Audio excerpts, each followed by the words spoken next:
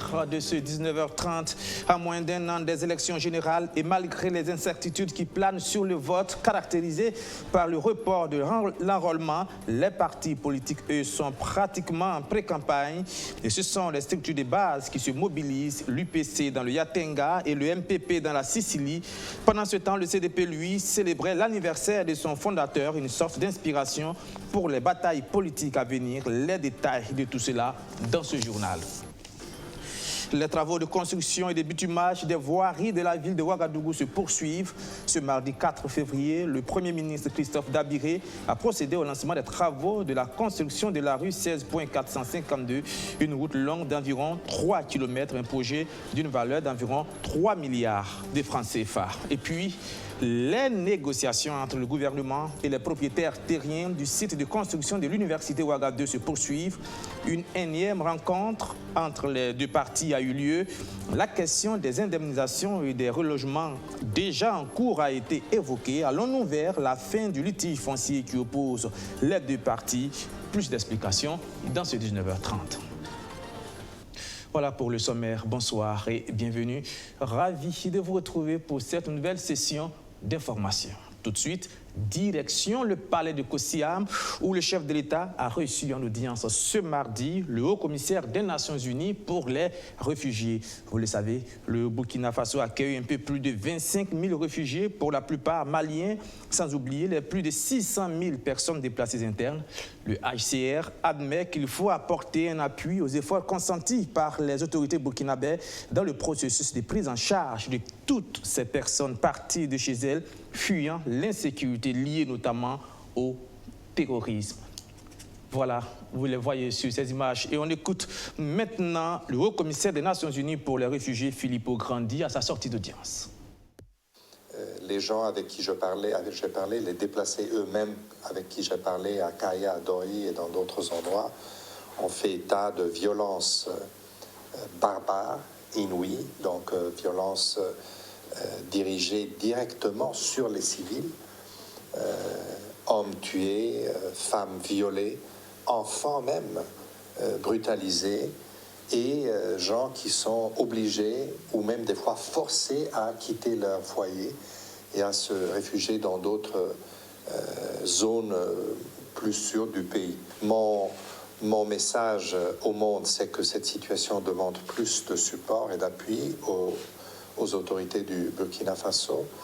Mon appel à mes collègues de la communauté humanitaire, c'est qu'il faut qu'on augmente notre intervention ici, on fasse plus pour aider les autorités locales qui sont vraiment sous pression et bien sûr les autorités nationales. Tout cela pendant que bien sûr le créneau sécuritaire continue. Ça, c'est pas de notre ressort. Donc c'est très important, et je l'ai souligné, je vais le souligner, que l'effort sécuritaire aille en parallèle avec l'effort de rétablir la sécurité humaine, je dirais, des personnes pour que les gens puissent rentrer chez eux. Le Burkina Faso héberge depuis très longtemps d'ailleurs à peu près 25 000 réfugiés maliens. Le ministre l'a bien expliqué hier. Il y en a dans deux camps, près de Djibo et près de Dori, et il y en a aussi qui sont hors camp, à peu près un tiers chacun. Et le problème en ce moment est autour du camp de Mintao, parce que ce camp-là, malheureusement, se trouve dans la zone qui est maintenant en dehors de l'autorité, enfin, qui n'est plus sous le contrôle à cause de l'activité des groupes armés. Donc les réfugiés se trouvent un peu isolés, tout comme la population locale. Donc on va voir comment on peut, on n'a pas de solution immédiate, mais certainement hier j'ai vu des représentants de ces réfugiés, ils m'ont dit qu'ils ont besoin d'aide, d'aller dans des zones plus sûres. Il faut faire ça tout en évitant des problèmes sécuritaires aux communautés locales et à l'État du Burkina. Donc il faut trouver un équilibre entre tout cela. On a eu une discussion très constructive avec le président. Et nous ouvrons le chapitre politique de ce journal avec la visite de Zéphirin Diabré dans la province de Yatenga, le président de l'UPC qui a entamé une tournée dans les 45 provinces du Burkina. Objectif, remobiliser les structures de base pour les échéances électorales à venir. Et c'est dans la capitale du Yatenga, Waïgouya, que les militants du parti ont échangé avec leur leader, Abdelaziz Ossari. Dès son entrée dans la cité de Nabakango, Zéphirin Diabré marque un bref arrêt pour saluer les forces de défense et de sécurité et les encourage à poursuivre le travail qu'ils font bien déjà. Puis passe prendre des bénédictions chez Sa Majesté Nabakiba avant d'aller à la rencontre de ses militants. Le président de l'Union pour le progrès et le changement UPC veut savoir comment se porte son parti dans le Yatenga. La section se porte bien. Vous avez vu la salle. Ce sont les éléments qui composent la grande section. Pas seulement le bureau, mais il y a les bureaux des 13 sous-sections communales dans cette salle. Ce pays-là a trop souffert de démagogie. Comme j'ai annoncé brièvement à l'intérieur, nous voulons que la misère des gens-là se réduise d'une manière très consistante. En 2015, l'UPC n'a pas fait un bon score dans la province du Yatenga. Mais Zéphirin Diabré rassure que cette année, son parti fera la différence dans cette province. Je dois dire que, vous savez, en politique, toutes les provinces ne sont pas au même niveau quand on a un parti. Il y a des provinces où on a eu des députés, il y en a eu des maires, il y en a aussi où malheureusement on n'a pas eu d'élus nationaux municipaux et le Yatenga fait partie de cela. Mais ça nous incite à mieux organiser donc, le parti, à mieux le structurer pour pouvoir affronter donc, les échéances qui approchent. Et là, nous sommes très conscients que nous allons faire la différence. Zéphirin Diabré reste convaincu, l'UPC au pouvoir, ça sera le vrai changement pour les Burkinabés. Depuis sa création, l'UPC n'a jamais gouverné le Burkina Faso. Donc il a toujours les mains propres. Tout ce que le parti dépense actuellement sort de sa propre poche. Il n'est donc pas à comparer avec ceux qui volent l'argent du peuple.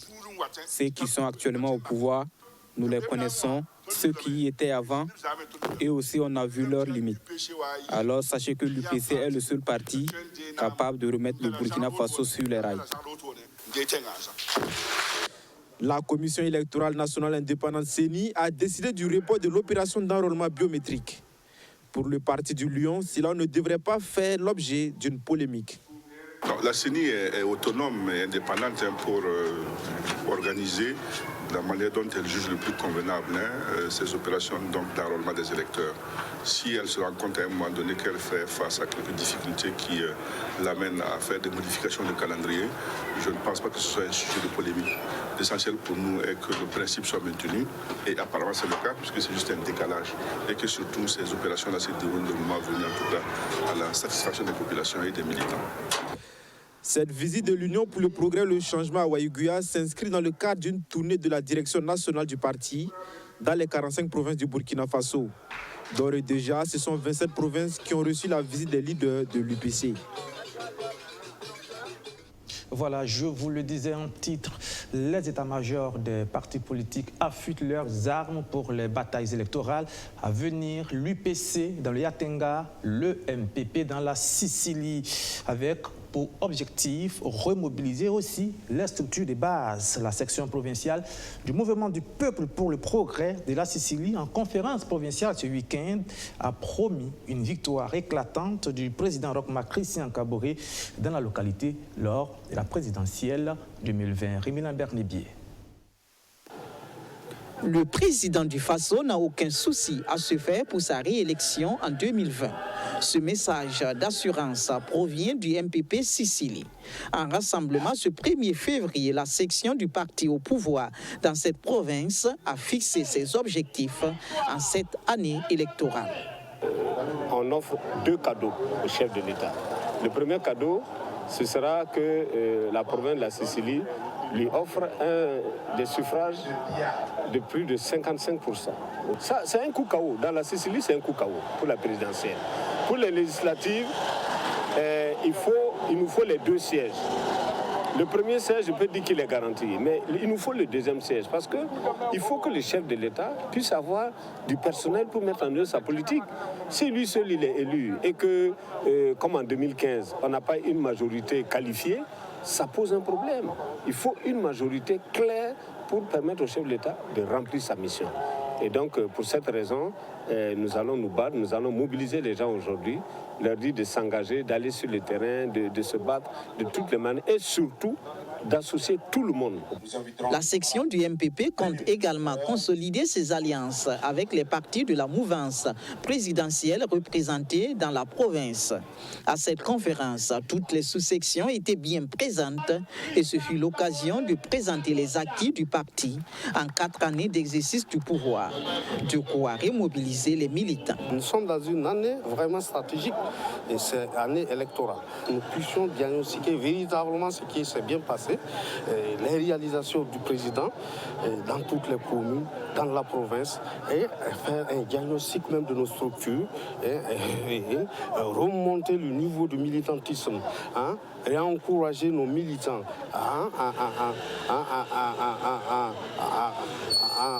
en définissant les axes que le PNDS a pu mettre en œuvre pour le développement dans notre province. En attendant la campagne électorale, le MPP Sicily compte mener une campagne dans le moindre village de la province afin de mobiliser la population pour la défense de la patrie.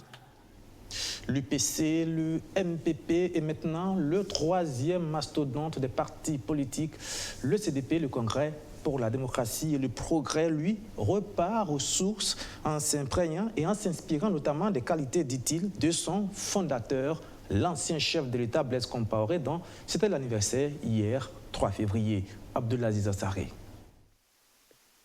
Ces photos sont déployées un peu partout au siège de son parti. Blaise Compaoré, c'est 27 ans passés à la tête du Burkina Faso. 27 ans d'engagement pour la paix et la stabilité de son pays, clamant ses partisans. En ce jour 3 février, date anniversaire de l'ancien président, 69 ans, les militants du Congrès pour la démocratie et le progrès CDP lui réitèrent leurs remerciements pour tout ce qu'il a pu faire pour le pays des hommes intègres durant son règne. Il convient de rappeler que Blaise Compaoré non seulement est un grand politique rassembleur, mais un homme politique développeur. C'est un développeur. Et il a développé. Il a développé économiquement. Il a développé politiquement. Il a développé diplomatiquement. Il a développé culturellement et socialement le Burkina Faso. Le Burkina était sur le chemin de l'émergence. Il était donc un pays de sécurité et de paix. Sécurité et paix. Venu au pouvoir en 1987 à la faveur d'un coup d'État, c'est en 2014 que Blaise Compaoré va quitter la terre de ses ancêtres à la suite d'une insurrection populaire. Un départ que regrettent toujours les militants du parti de l'EPI et de la DABA. Oh, nous, on regrette parce que, depuis le départ du président Blaise Compaoré, on a senti que le Burkina Faso, des gens disent qu'ils gouvernent le Burkina Faso, mais à notre point de vue, on trouve que le Burkina Faso n'est plus gouverné. C'est le désordre total. Depuis le départ du président Compaoré, le fondateur du CDP, on sent que le Burkina Faso n'est plus stable, le Burkina Faso n'est plus gouverné. Bon, on a des problèmes. Et pour le CDP, la fin de ces problèmes au Burkina Faso exige le retour de tous les exilés politiques en général et de Blaise Compaoré en particulier. Nous militants CDP, nous demandons le retour du président Blaise Compaoré au Burkina Faso.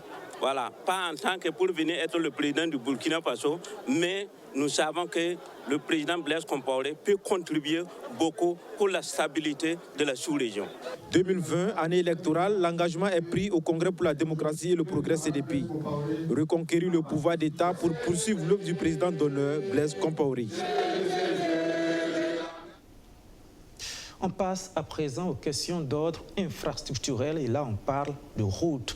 La 16.452 est la rue qui relie le boulevard de l'Insurrection populaire à la route de Komsilga. Et pour vous qui l'empruntez régulièrement, vous avez dû certainement constater son état de détérioration avancée. Et bien fini bientôt le calvaire de tous ces usagers que vous êtes. Ce 4 février, le Premier ministre Christophe Dabiré a lancé les travaux de bitumage de la rue 16.452 longue de 3 km. Les travaux devront coûter environ 3 milliards de francs CFA. Archimède Boy. Voici l'état actuel de la rue 16452 au quartier Ouaga 2000. Des nids de poules et des flaques remplies d'eau. Bientôt, la fin du calvaire avec le lancement, ce mardi 4 février, des travaux d'aménagement de cette voie. Cette rue, une fois aménagée, va permettre aux usagers qui souhaitent rejoindre le quartier Pissy et de Bonheur-Ville en provenance de Ouaga 2000 de s'y rendre rapidement et ce sera la fin du calvaire vécu jusqu'ici pour rejoindre le centre-ville. Le ministre en charge des infrastructures a salué la patience des riverains de cette rue. Pour lui, avec la construction de cette route, une injustice sera bientôt réparée. Ils n'ont jamais marché, ils n'ont jamais insulté. Ils ont choisi la concertation. Ils ont rendu visite au président du Faso qui nous a instruits pour réparer cette grande injustice car cette route aurait dû être bitumée depuis plus de 15 ans. On raconte même que sur papier, elle a déjà été bitumée 1, 2, voire 3 fois. Cette route longue de 3 km coûtera environ 3 milliards de francs CFA, financée à 95% par la Banque ouest-africaine de développement. La fin des travaux est prévue dans 12 mois, soit en février 2021. Ce sera normalement après les échéances électorales de 2020. Et le ministre Éric Bougma espère être là pour l'inauguration.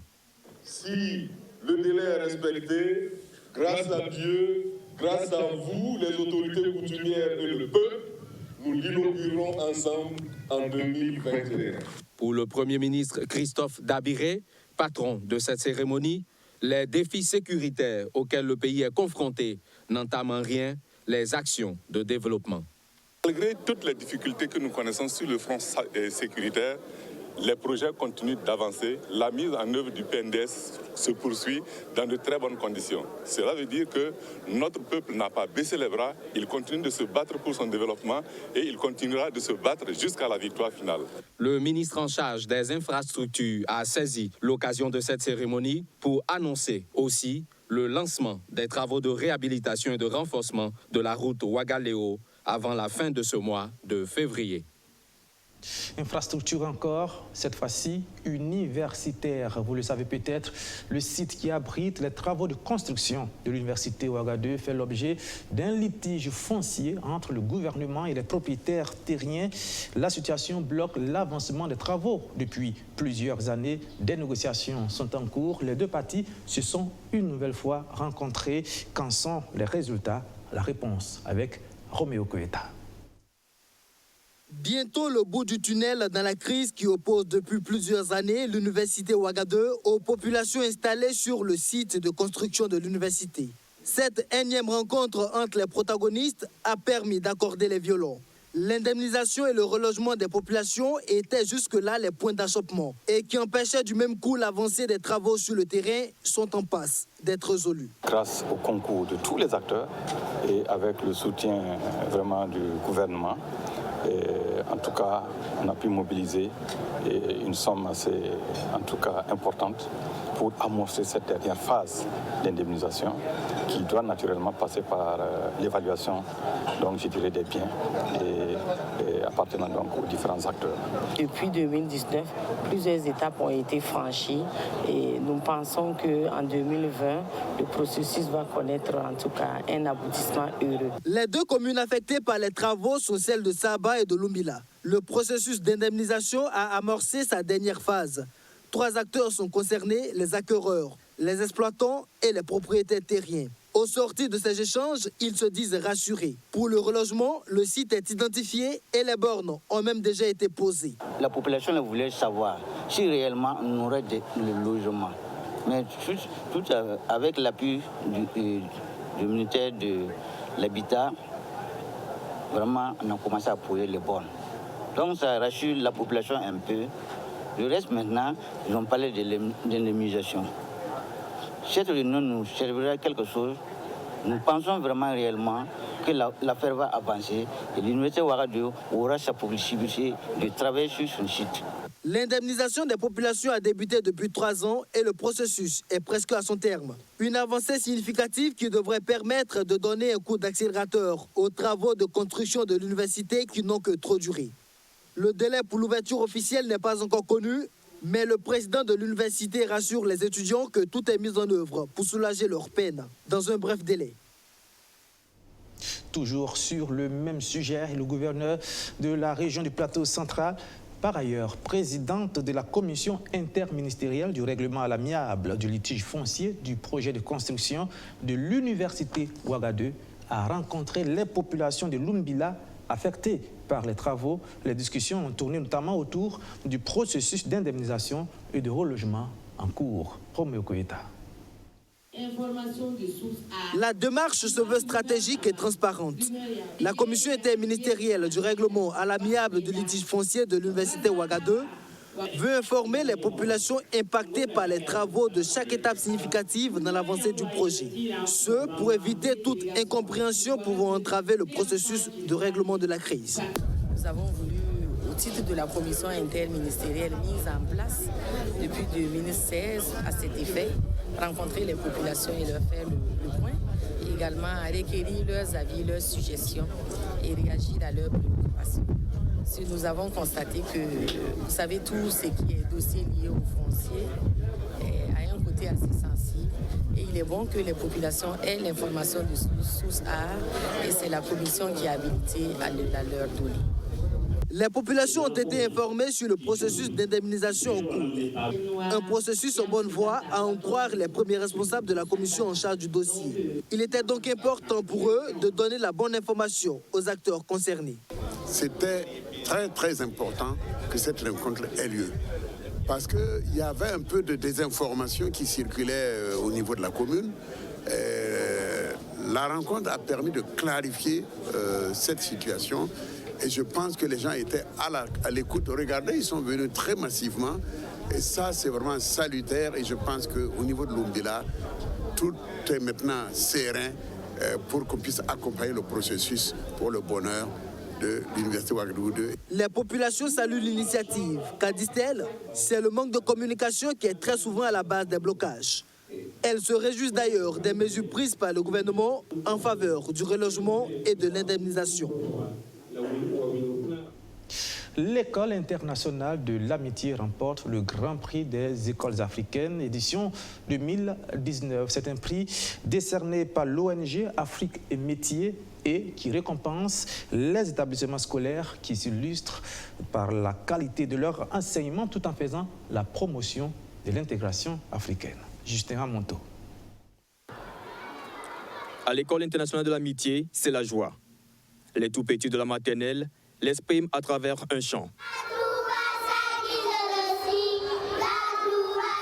Le directeur, les parents d'élèves et le président de l'ONG Afrique et Mérite sont là pour la remise officielle des trophées bronze, argent et or du Grand Prix des écoles africaines au directeur général de la dite école.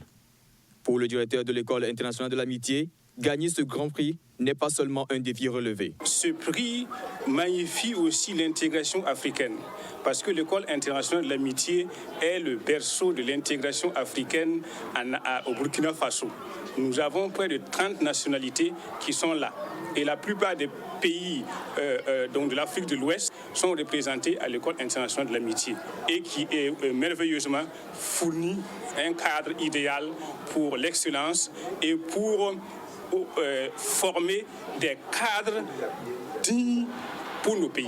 Des attestations sont remises aux 10 meilleurs élèves et parmi eux, Yameogo Audrey, élève en classe de 6e A, lauréate du top 10 des Grands Prix des écoles africaines avec 18,15 de moyenne. Je viens de remporter le Grand Prix. C'est une fierté pour moi. Ça me donne encore du courage pour persévérer dans mes études. Ce que j'ai à dire à mes camarades, c'est qu'ils doivent persévérer dans leur travail afin de fournir des résultats excellents et faire partie eux aussi un jour des top 10. L'ONG Afrique et Mérite, en plus de motiver les écoles à viser l'excellence, veut aussi aider les parents dans le choix des meilleures écoles pour leurs enfants. C'est une manière pour nous aussi d'orienter les parents d'élèves vers les écoles quand même qui brillent de par leur travail. Nous avons innové cette année les top 10. Les top 10 dans ce sens que nous voulons encourager les enfants à mieux faire encore, à donner le meilleur d'eux-mêmes, de ce quoi à pousser les autres aussi à travailler pour qu'on ait plusieurs premiers, sinon pour qu'on ait que des meilleurs à l'école. Voilà pourquoi nous avons créé les top 10. Et c'est grâce aux enfants, grâce aux étudiants, grâce aux élèves que les écoles aussi reçoivent des prix. L'École internationale de l'amitié compte d'ici quelques années construire une université internationale africaine au Burkina Faso. Hors de nos frontières et ce drame qui s'est produit au Kenya, dans la région de l'Ouest, où une bousculade a causé la mort de 13 enfants au moins et fait plus d'une trentaine de blessés dans une école primaire, laissant les parents dans le désarroi et la détresse. Ils sont inconsolables. Ces parents en larmes viennent de perdre leurs enfants au Kenya. Au moins 13 enfants sont morts piétinés et 39 autres ont été blessés lundi au cours d'une bousculade dont la cause est pour l'heure inconnue. Le drame s'est produit dans une école primaire de Kakamega dans l'ouest du Kenya alors que les enfants s'apprêtaient à rentrer chez eux selon une source sécuritaire. J'ai appris quand ils ont amené mon fils à l'hôpital général de Kakamega et quand je suis allée l'examiner, j'ai découvert qu'il s'était blessé au dos et aux mains. Mais il a maintenant été soigné et il est en train de se rétablir. La police a ouvert une enquête sur les causes de la tragédie. La Croix-Rouge kenyane a déclaré qu'une cellule de soutien psychologique a été mise en place ainsi qu'un service permettant aux proches de localiser les enfants dont ils sont sans nouvelles. Et toujours au Kenya, pour terminer, sachez que l'ancien président Daniel Arap Moi est décédé à l'âge de 85 ans ce matin suite à une longue maladie. C'est le président Kenya qui a le plus duré au pouvoir, 24 ans au total. Cet ancien instituteur qui a succédé au tout premier président du Kenya, Jomo Kenyatta, a eu le mérite de maintenir le pays dans la stabilité à un moment où ses voisins traversaient des conflits internes. Et c'est ici que prend fin ce journal. Merci de l'avoir suivi, merci de votre fidélité renouvelée. Rendez-vous donc demain à la même heure, 19h30.